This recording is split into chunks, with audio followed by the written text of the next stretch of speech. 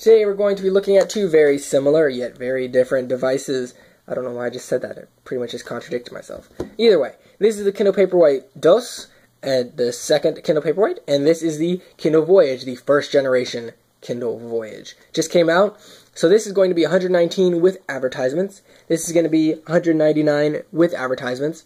And this is going to run you about $220 without advertisements.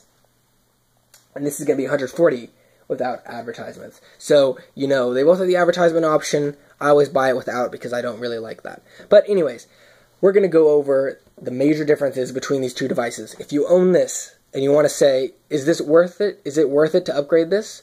And I'm going to be going over the reasons why it should or should not be worth it for you to upgrade to this device.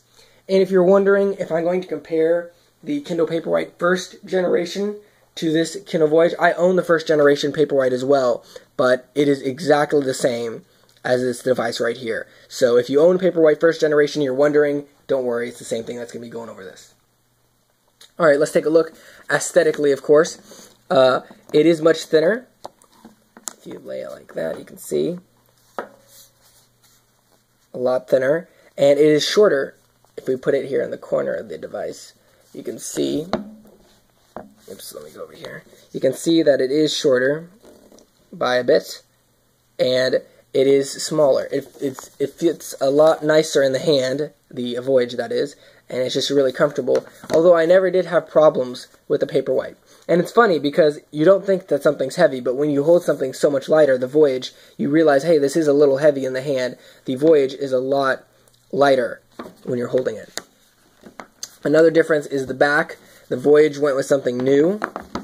As you can see, they kept similar material on the back of the two, but at the top they went with this plastic material that I don't particularly like. So honestly, in terms of design, I would definitely prefer the Paperwhite. I particularly like it a lot nicer, a lot better than this device. Things they kept the same, of course, on the bottom are the charging ports. An interesting swap, though, is on the Paperwhite. You can see that the power button's right here. If I press on it, the light will glow right there. Power button's right there. But on the Voyage, the power button is in the upper right-hand corner, and it's a lot bigger. So if you're reading like this, and you just tap it in the back right there, it's a lot nicer. Tap it. It's a lot more. It's in reach instead of you having to swipe down and press with your thumb. Of course, I've had to got used to that. So just a minor change there.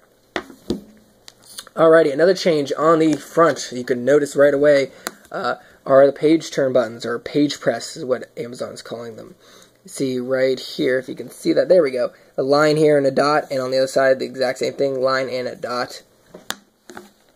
So now when you're reading, you just don't have to swipe left and right, you can use the page turn buttons. Another notable change is the screen. Wow. Let's see if you can notice this right here. On the Kindle Paperwhite, you have a ridge around the edge right here.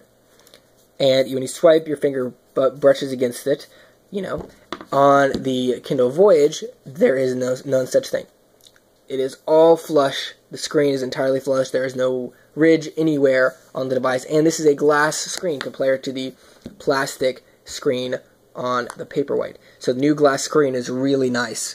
It just feels so much more natural and perfect. It is an amazing screen overall. And of course, you notice when you're reading a book, it looks really nice too. I mean, look at both of those. Which one do you think looks more crisp and just nicer to read on? This one looks kind of bluish, the light, and this just looks like you're reading a book. You know, no strain whatsoever. Like I said, they're both great screens, but this one just has, this is fully to the brightness, by the way, the Paperwhite. And this is not even on the complete brightness up here on the Voyage. So the screen is definitely improved. It is a lot nicer. And the refresh is about the same speed, you know. Still nice on that end, if you're wondering.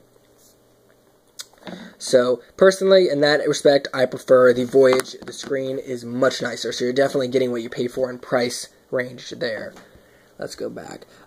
The software is exactly the same. You're not missing out anything on either of these devices. Like I said, looks exactly the same. They keep the software updates coming so that even if you have the Paperwhite, any new features that go onto the Voyage will be over on the Paperwhite as well.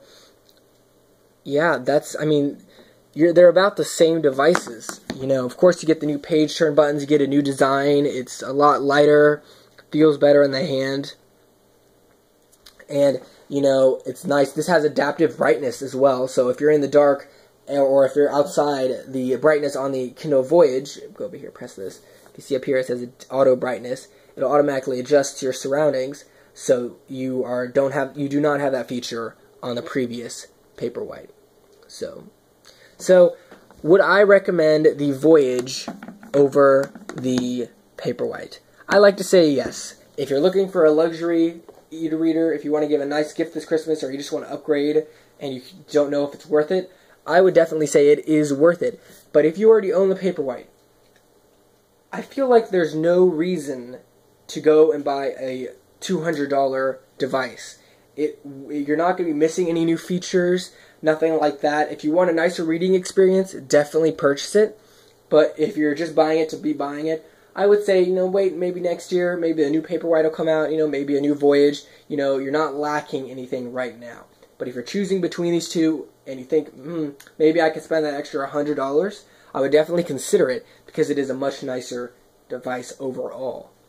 But like I said, this is a great deal, $120. Great features, everything on the Kindle Paperwhite. I would definitely not pass this up if you were having trouble deciding. It is definitely worth the price. Both of these are definitely worth the price. So hopefully you guys enjoyed this comparison. I hope it helped you decide whether to upgrade or what to buy your family member for Christmas. Hope you guys have a great day. If you have any questions about these devices, please shoot me a comment. If you tell me you like it, if you're saying, oh, well, what is the screen ratios or things like that, if you want to know, just go ahead and ask me in the comments. Please watch the sponsor coming up. If you like what you see, please, please, please order something from their website and use the code GMAPPER14 to get a great discount and to let them know that them paying me for stuff and letting me buy things like this is worth it for them. So I hope you guys have a great day, have a great Christmas, and see you guys around.